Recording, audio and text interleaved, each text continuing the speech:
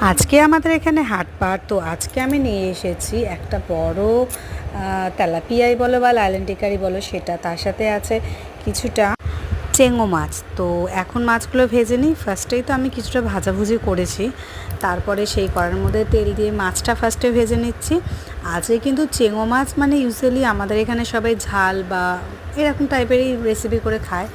তো আজকে আমি ভেবেছি চেংো মাছটা পুঁই শাক দিয়ে রান্না করব। যেহেতু আমাদের উঠোনে এখন প্রচুর পুঁই শাক হয়েছে, বর্ষা, আর আমার কাছে বেশ খানিকটা পরিমাণে কাঁঠালের দানাও আছে। আর কাঁঠালের দানা দিয়ে পুঁই শাক তো জাস্ট মারাত্মক হয়।